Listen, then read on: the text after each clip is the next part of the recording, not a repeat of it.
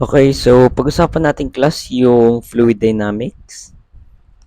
From the name itself na fluid dynamics, as I have discussed or nais turo ko na sa inyo before sa fluid statics, na kapag ka sinabi nating fluid is anything that flows. So, pwede natin i-categorize yung fluid as gas at saka liquid. So, liquid. Ayan. So, kahit alin dito sa dalawa na to, pwede natin siyang tawagin as a fluid. Dito naman class, sa dynamics natin, from the word na dynamics, ibig sabihin class gumagalaw.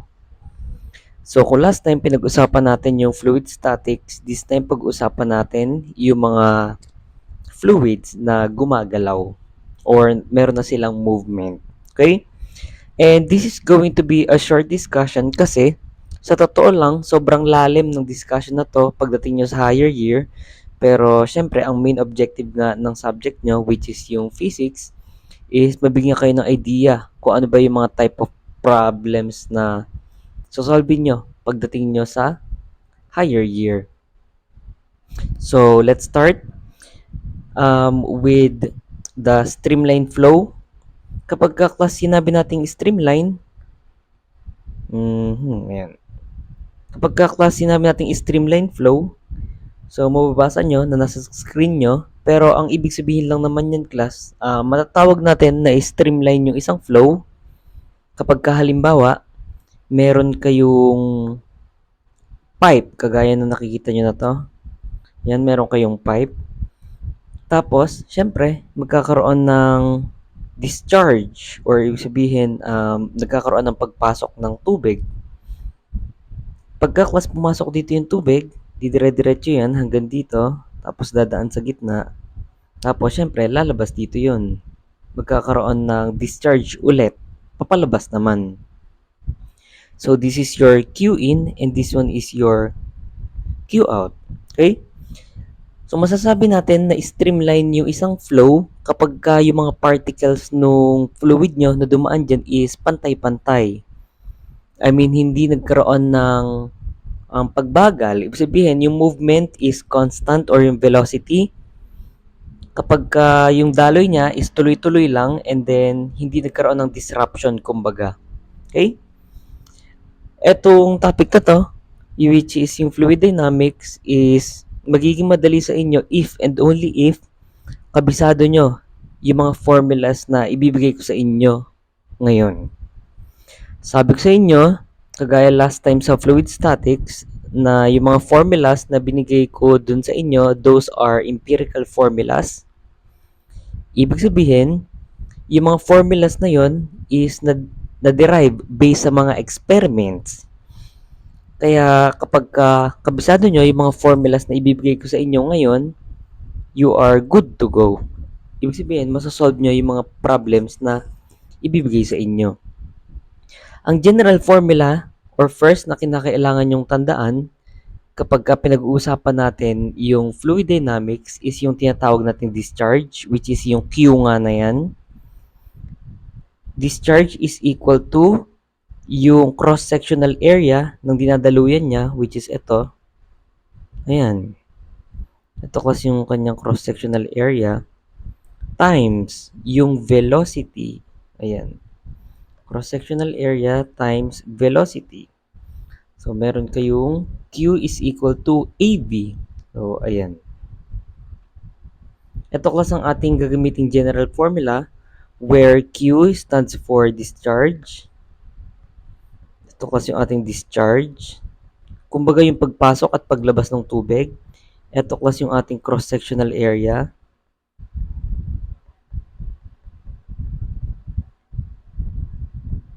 Yan. And then, ito class yung V natin is yung velocity or yung speed ng pagdaloy ng fluid nyo. Whether it would be pipe or kahit anong tubo na dinadaluyan niya. Okay? Pero class, syempre, may mga problems kayong ma-encounter dyan na hindi lang naman iisa yung cross-sectional area kagaya nung nakikita niyo yan sa screen nyo. Meron kayong cross-sectional area 1, meron kayong cross-sectional area 2, and meron kayong cross-sectional area 3. So, meron pa ako sa inyong i-introduce na formula which is kapag ginagamit natin to kapag iba-iba yung cross-sectional area nyo. Okay? Ito class yung Q is equal to A sub 1, V sub 1, which can be equated also to A sub 2, V sub 2, which is also equal to A sub 3, and then V sub 3. So, ayan. Gagamitin natin yan. So, ang pinaka-general formula dyan, usually naman, dalawa lang yung cross-sectional area nyo na magkaiba. So, ang usually na ginagamit ng natin dyan is A sub 1, V sub 1 is equal to A sub 2, V sub 2. Ito class yung isa pang formula na gagamitin natin. Those are general formulas. Ayan. Again, yung Q stands for discharge, yung pagpasok or pagdaloy ng tubig. A stands for cross-sectional area, and then V stands for velocity. So, ayan. Paki-note yung dalawa na yan kasi sobrang importante yan. Okay, so next, pag-usapan naman natin class yung Bernoulli's equation nyo naman. Ito class, Bernoulli's equation na to, ginagamit natin to kapag yung pipe nyo is sobrang haba. Meron kayong two different cross-sectional areas na dinadaluyan ng fluid nyo, kagaya ng nakikita nyo na to at saka na to. Ayan. So basically, itong Bernoulli's energy equation, gagamitin natin siya in two different forms. First one, kapag yung pipe nyo is horizontal. Ayan. Kapag class horizontal yung pipe nyo, gagamitin natin siya. And then for vertical pipe, yung nakikita nyo sa screen nyo na yan, kapag ganito, pa-S. Ayan, parang pa-S siya. Yung pipe nyo ganyan. So, tinawag siyang vertical pipe, not necessarily na pa-vertical siya, pero meron kasi siyang height na y sub 1 at saka y sub 2. Okay? Ang formula na gagamitin nyo dito sa Bernoulli's energy equation, so totoo, Bernoulli's energy equation talaga ang tawag sa kanya. So, piniksi ko lang para sa inyo, Bernoulli's equation. Gagamitin nyo, and usually kasi ang pinapakuha sa inyo kapag Bernoulli's equation, ang ginagamit natin is yung pressure. So, ang gagamitin nating formula is P sub 1 plus 1/2 ng rho V sub 1 squared plus is equal to P sub 2. P yan, that is your pressure, plus 1/2 rho V sub 2 squared. Okay? So, para hindi kayo malito, babaksan ko na lang din yung formula pa na gagamitin nyo. Ito class.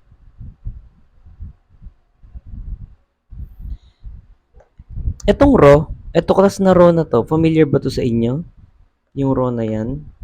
Yung rho na yan, parang familiar sa inyo class, no? Ito class yung inyong density na tinurok sa inyo. Ito class yung V na to. Ito class yung velocity nung fluid nyo, which is in cross-sectional area 2. Ito naman class, syempre, yung rho na yan, density yan, ng fluid pa rin kasi hindi naman nagbabago yan. Whereas yung V sub 1 na yan, ito naman class yung velocity. Nung dumaloy naman yung fluid nyo dito sa cross-sectional area number 1 natin. Pero ito, yung P sub 2 na yan, ito class yung inyong pressure sub 2, tapos ito din, yung P sub 1 na to, pressure din to. Ayan. Pagka-class horizontal pipe ang ginagamit natin or yung sinosolve nyo sa problem, ito class yung formula ang gagamitin natin, yung mas maikse. Whereas kapag naman mas mahaba, ito yung gagamitin nyo. Ito, ibabox ko na din para sa inyo. So, ayan. Teka, paling. Ayan. Kapag vertical pipe, ang gagamitin nyo naman is etong mas mahaba. Basically, kamukha lang din siya nung formula nyo kapag horizontal pipe. Pero, madadagdagan kasi siya class ng height y sub 1 at saka ng height y sub 2. Okay? So, ang formula natin sa pagkuha. Kahit ano class ang kinukuha dyan. For example, pinapako sa inyo pressure 1. Pwede nyo to gamitin. Or pressure 2. Pwede nyo yan gamitin. Okay naman yung density ng fluid na nagpo-flow given yung pressure 1, pressure 2, at saka yung velocity. Pwede nyo gamitin yan. So, kahit alin dyan class ng mga nakikita yung notations na yan, pwedeng-pwede yung tinatawag nating Bernoulli's equation na yan. Okay? Ito naman, syempre, yung G na yan, this is your gravity, which is yung 9.81 meters per second squared. Itong rho na yan, density lang din yan, ng fluid, syempre, na nagpo-flow. And then, syempre, yung y sub 2 nyo, ito class yung inyong height. Yan. And then, ito rin class yung y sub 1. This is also your height. Okay. So, basically, wala siyang pinagkaiba. Nadagdagan lang ng height at saka ng rho g. Kasi, syempre, magkakaroon ng additional pressure yan kapag ka merong height difference. Okay? Proceed tayo. So, medyo madami yung kinakailangan yung i-memorize na formula kapag fluid dynamics. So, ilan na? Dalawa na, no? Q is equal to AV, which is yung discharge. Next is yung A sub 1. B sub 1 is equal to A sub 2, B sub 2. Pangalawa, ito, yung Bernoulli's equation natin, which is yung dalawa na yan. And then, pangatlo, ito, yung tatlo na to.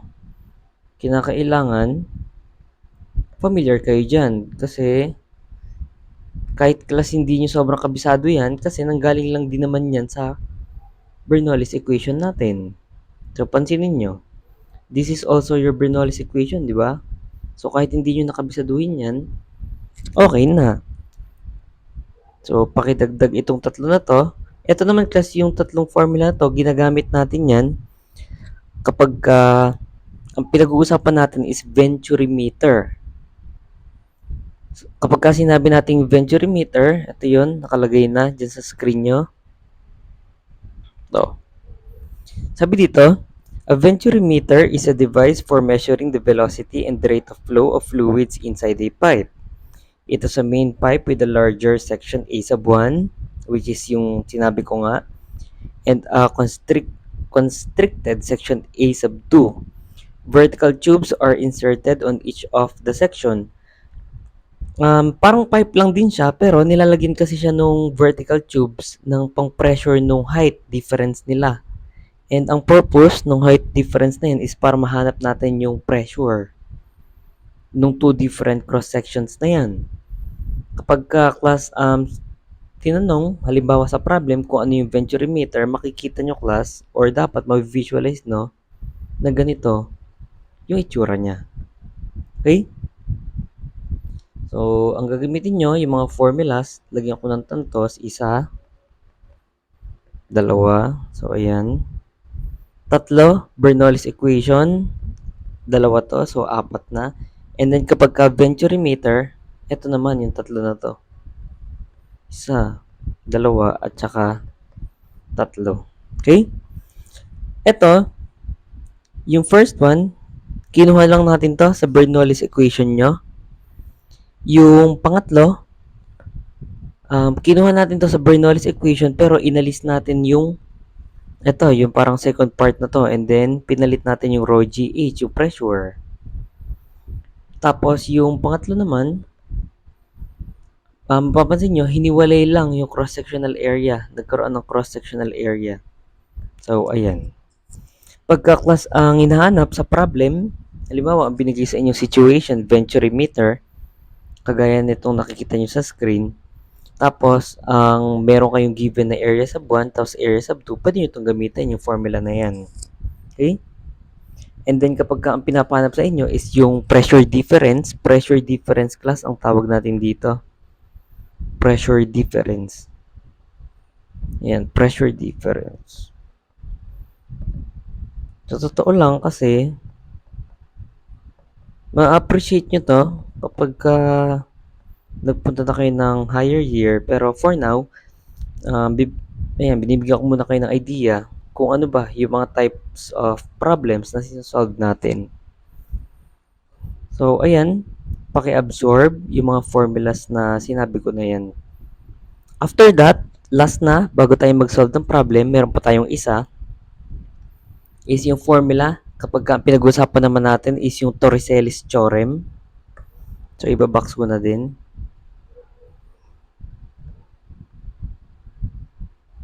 Yan. So, sabi sa Torricelli's theorem, when a hole is punched at the side of the tank filled with liquid, the velocity of the liquid through the orifice depends on how high the surface of the liquid is above the opening. For example, meron ko yung tangke. This is a tank. For example, meron ko yung tangke. Tapos, yung tangke na yan, binutasan ko sa bawat gilid. So, ayan. And then, after kong butasan, syempre nilagyan ko ng tubig, halimbawa. Mapapansin nyo, class, pero syempre, hindi ko bubutasan ng sabay-sabay yan at hindi tutulo dito sa pinakamataas yan kung may butas yan sa baba. For example, binutasan ko dito sa pinakamababa yan, definitely, class, mas malayo yung mapupuntahan niya na distance ng tubig. Bakit? Kasi, syempre, yung bigat or yung pressure na dinadala nung tubig na nilagay ko dito is mas madami. Kaya ang tendency, class, yung butas dito sa baba, mas malayo yung ituturit niya. Kumbaga, di ba? And habang tumataas yung butas na yan, mas lumiliit yung distance nyo, horizontal distance ng tubig nyo. Okay? So, yun lang ang ibig sabihin ng Torricelli's theorem. Ang formula natin kapag ka orifice ang pinag-uusapan, orifice, tandaan nyo kapag ka meron kayo, nakita nyo sa problem, yung orifice kasi yan, yung nasa butas na yan. Ayan. Kapag ka class, orifice, yung binigay sa inyong problem, ang formula ng velocity natin is equal to square root ng 2gh. G, that is your 9.81, and then h, that is your height nung tubig. And then kapag ka naman discharge, ito yun, binigay ko na sa inyo kanina yan, substituting yung velocity natin dito to this. Yung velocity natin na to, i-substitute nyo dito, makukuha nyo yung formula na yan. That Q is equal to A squared ng 2GH. Okay? So, this is only applicable kapag ang sinasolve nating problem or na-encounter nyo is orifice. Or kagaya niya na meron tangke tapos merong hole. Okay. So, ayan, ilang formula ba yan? 1, 2, 3, 4, 5, 6, 7, 8, 9. So, pakidagdag yung mga formulas na yan sa mga kakabisaduhin nyo. Or kung hindi nyo naman kayang kabisaduhin, paki-familiarize yung mga sarili nyo sa mga formula na yan. Okay? Kasi those are empirical formulas. So, I think we shall proceed na do sa example number 1 natin. Sabi dito, water flows at the rate of 0.25 cubic meter per minute. So, kapag class nakakita na kayo agad ng ganyan, i-note nyo na agad na this is your discharge Q. Bakit? Paano ko nalaman na discharge Q yan? Kasi class, di ba sabi ko sa inyo, ang formula ng Q natin is equal to AV. E ano ba class ang unit ng A? Meter squared. Ano ba class ang unit ng velocity? Meter per second. Therefore, this is cubic meter per second. Okay? E nakalagay per minute yan. Per minute. So, definitely, i-convert pa natin yan sa per second. So, tandaan nyo class, ang unit ng discharge natin is cubic meter per second. So, in-note nyo na agad. So, meron daw kayong water na nagfo-flow. Tapos, ang flow or yung discharge niya is 0.25 cubic meter per minute in horizontal pipe na nakikita nyo sa screen of varying cross-section. Ibig sabihin, magkaiba. Two different cross-sections. Determine the velocity of the water at the two section of pipe of radius 6 cm at saka 9 cm. So, wala namang binanggit kung alin yung 6 cm tsaka 9 cm, pero obviously, yung mas malaki, ito class yung inyong 9 cm. And then this one is your 6 cm, yung mas maliit. Convert natin class sa meter. I-convert nyo na agad sa meter. So, kunin ko lang calcio ko. So, convert natin. Divide nyo ng 100 kasi 100 cm is 1 meter. So, that is 0.09 centimeter. So, this is 0.09 meter. And this one is 0.06 meter. Tapos, yung discharge Q natin, which is 0.25 cubic meter per minute, i-convert nyo na class agad ng per second. So, 1 minute is equal to 60 seconds. So, cancel to, tsaka to. Yan. 0.25 over 60. Over 60. 0.00417. So, this is 0.00417 cubic meter per second. So, ayan. Next, para makuha natin yung velocity, alam nyo class na ang formula natin ng discharge is equal to Q is equal to AB. Pinapakuha sa ating class yung velocity sub 1 at saka yung velocity sub 2. Kasi class, imagine niyo kapag ka nagfo-flow yung tubig dyan sa cross-sectional number 1, mas mabagal kasi mas maraming tubig. Ibig sabihin yung tubig mag-widen. Pero kapag ka lumiit, yung butas, mas bibilis yan. So, definitely dapat mas malaki yung makukuha nating discharge. So, dapat ang makuha nating velocity, yung V sub 2, is mas mabilis dapat kaysa sa V sub 1. So, try natin. First, meron na tayong discharge, which is yung Q. Ito na yun. Cross-sectional areas, wala pa tayo. Kukunin natin yan. So, kunin natin. A sub 1 is equal to ano ang formula kas ng area ng circle? Circle yan kasi pipe yan. So that is pi r squared, di ba? So that is pi r squared. So yasog natin. Ayan, pi r squared. And meron kayo class na pi, kuhanin nyo class yung radius ng first cross-sectional area nyo, which is 0.09 meter. Ayan, binigay yan class, radius. Ayan. 0.09. So this is 0.09 squared. So this one is equal to, and then yung area sub 2, that is equal to pi r squared also. So this is pi times 0.06 naman to, squared is equal to, paki-input sa calcu. Input nyo rin class sa calcu nyo para napapractice kayo. 0.09 squared. So that is 0.025. This one is 0.025. And then yung isa naman,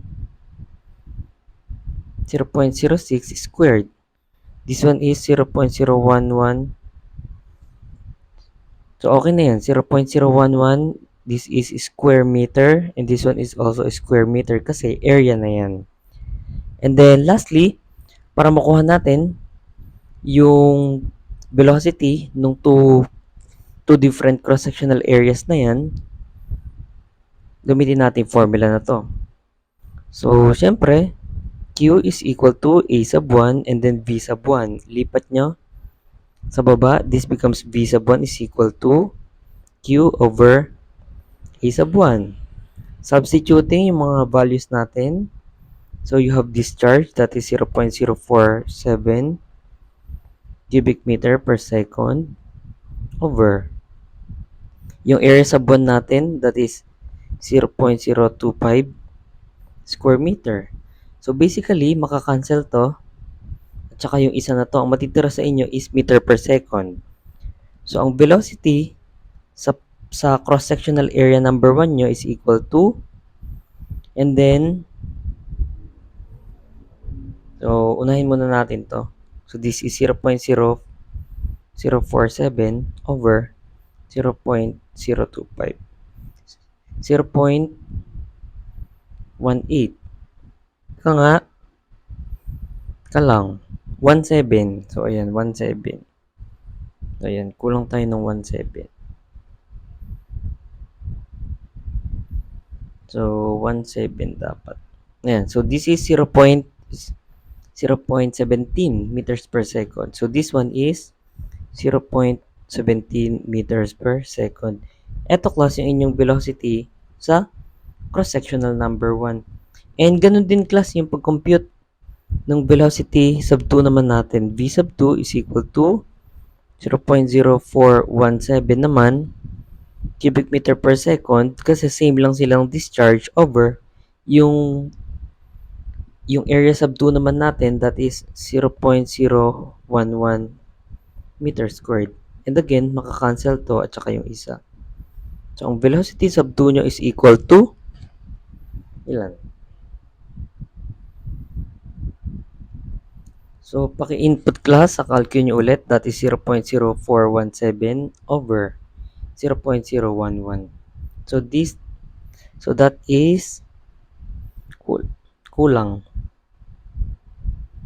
Yan. So, that is 0.38. This one is 0.38 meters per second. So, ayan. Ito kasi yung inyong velocities nung two cross-sectional areas natin. And mapapansin nyo class, yung nasa module nyo, mali. Mali na sa module nyo.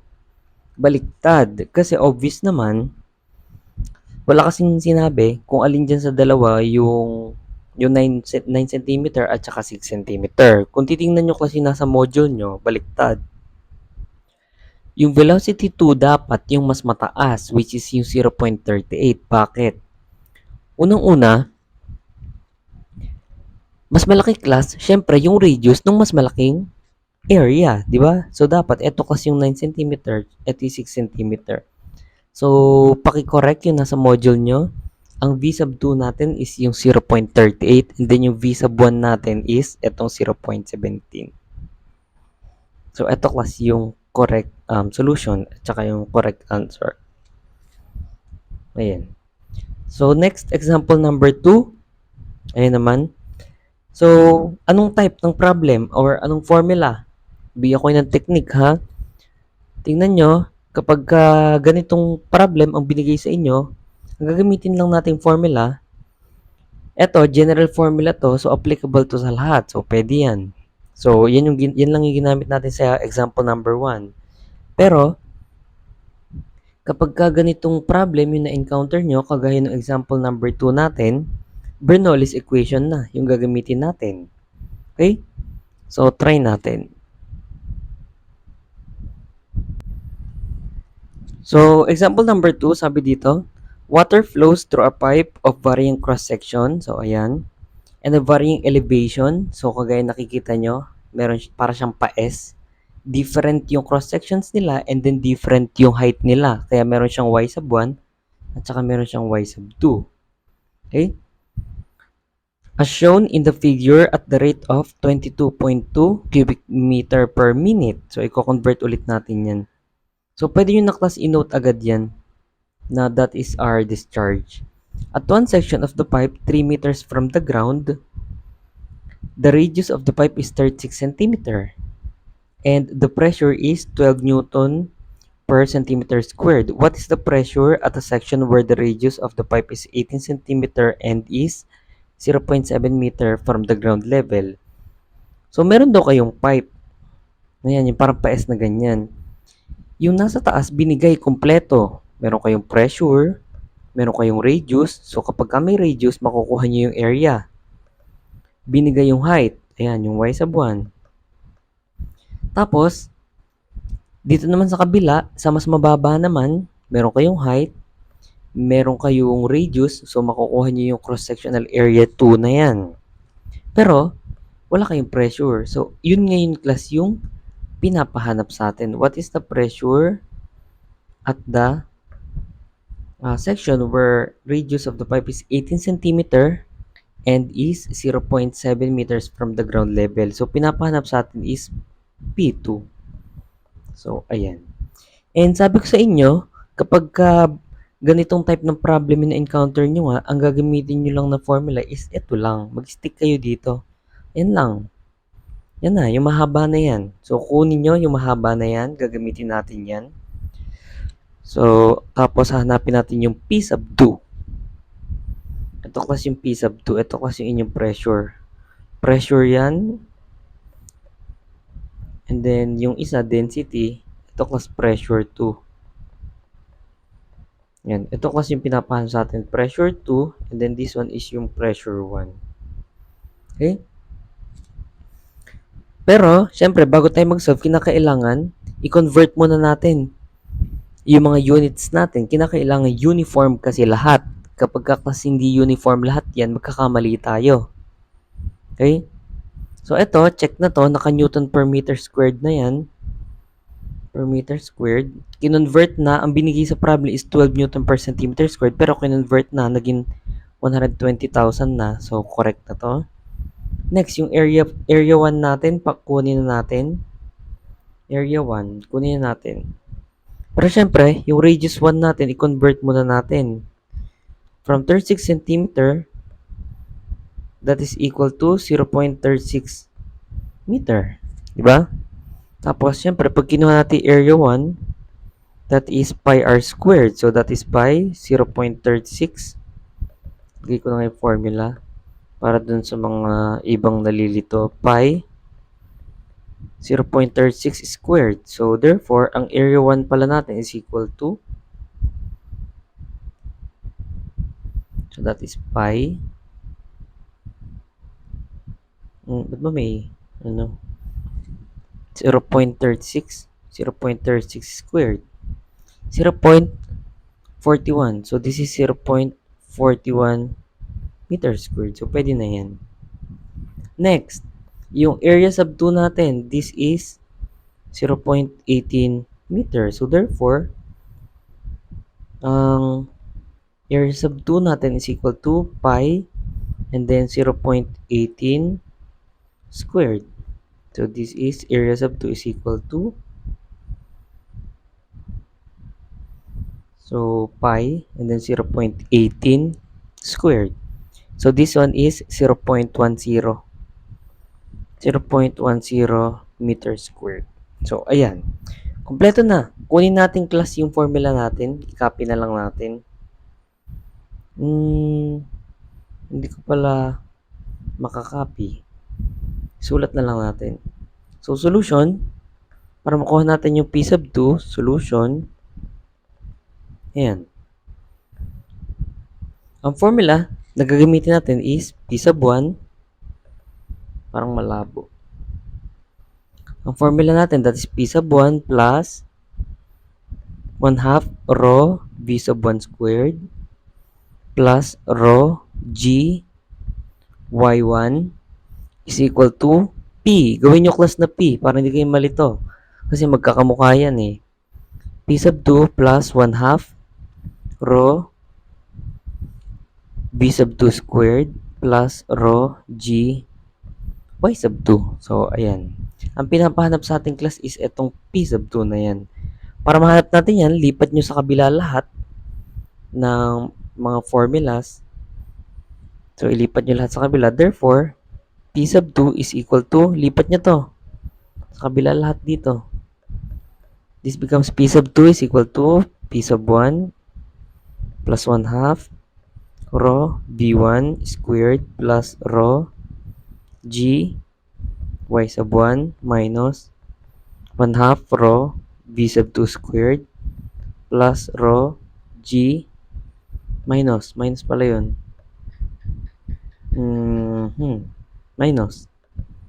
Minus rho G y sub 2. So, ayan. May formula na tayo. Ito kasi gagamitin natin.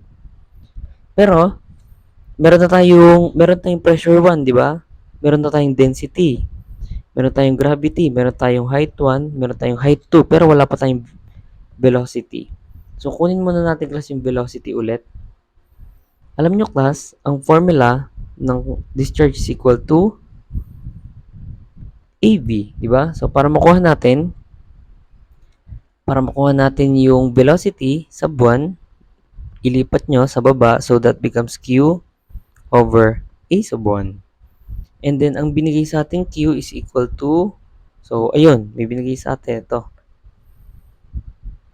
Ayan. Pero, ang binigay sa atin is 22.2 cubic meter per minute. So, i-convert muna natin. Q is equal to 22.2 cubic meter per minute.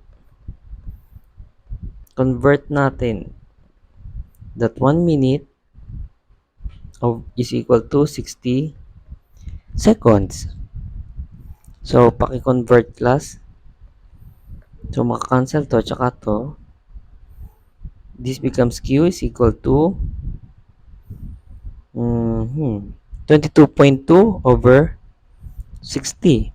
So, this is 0.37. 0.37 cubic meter per second na to. So, ang velocity 1 pala natin is equal to 0.37 over yung area sa buwan nyo, that is 0.41. So, this is equal to, yan, 0.37 over 0.41. So, this is 0.90. 0.90 meters per second. Next, yung velocity 2 naman natin, v sub 2 is equal to 0.37 pa rin over area sub 2 naman, that is 0.10. Therefore, ang v sub 2 natin is equal to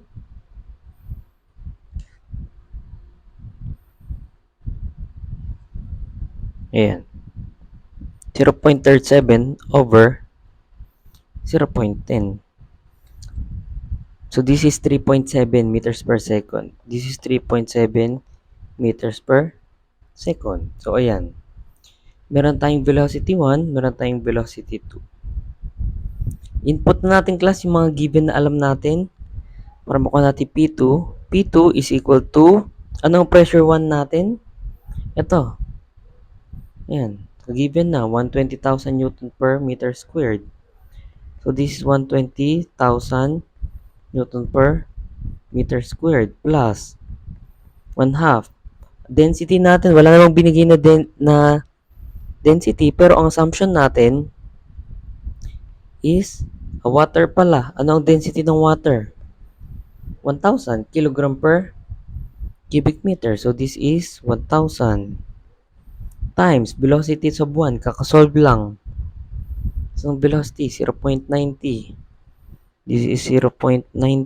Then, squared plus density ulit, 1,000 times gravity, 9.81 times y sa buwan natin. Ito. Ayan, 3 meters. So basically, gagamitin nyo lang class yung formula natin na mahaba para masolve natin yung pressure 2. 1/2 times density ulit, that is 1,000. Velocity 2, that is 3.7. 3.7 and then squared minus density ulit, 1,000 times gravity, 9.81. And then y sub 2 is equal to ito, 0.7 meter. 0.7. Ang gawin nyo, para hindi mahaba sa calcu kasi hindi nyo may input yan, i-part by part nyo. Simplify nyo to, tsaka simplify nyo to. Ang gagawin ko dyan is P sub 2 is equal to 120,000. Ang unit naman yan lahat class is Newton per meter squared or Pascal. Nasabi ko naman sa inyo kung bakit naging Pascal. Plus, Newton per meter squared lahat yan. I-part by part muna natin. So, ito muna. So, that is 1/2 times 1,000 times 0.90 squared. So, plus i-plus nyo na to. Plus 1,000 times 9.81 times 3. 29835. So, this is 29835. Tapos, ito naman, minus So this 1 half times 1,000. Kahit buuin nyo na tong isa, 3.7 squared minus 1,000 times 9.81 times 0.7. Ba't ganun? Tama naman. So, malalaman, minus 22. So, minus 22. So, ayan. And then, pagka sinimplify natin yung lahat, yung buo na yan, so, pag-addin nyo, so, this is 120,000 plus 29,835 minus 22. Teka, may mali. Ulit. Alam ko na kung bakit. Minus parehas to, so dapat negative yung umpisa niyan. Negative. So, ito, check na to. I-check na natin. Check na to. Tapos ito, check na to. And then, itong dalawa na to, pag-combine natin. Ito naman. Ito na lang. Ayan. That's minus 1 over 2 times 1,000 times 3.7 squared minus 1,000 times 9.81 times 0.7. Negative 13712. 13712. 13712. Ayan. So, pagka binuo nyo yan, 120,000 plus 29,835 minus 13712. So, this is 136,123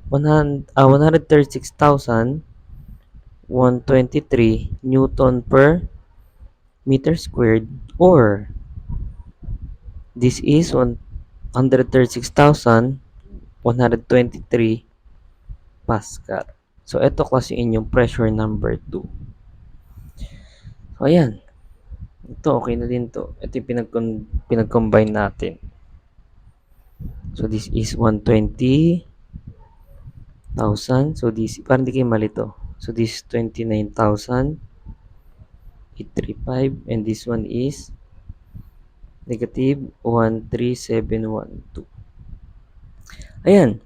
So, hanggang dito muna class yung part 1 nyo. Meron pa kayong part 2, for example number 3 at saka example number 4.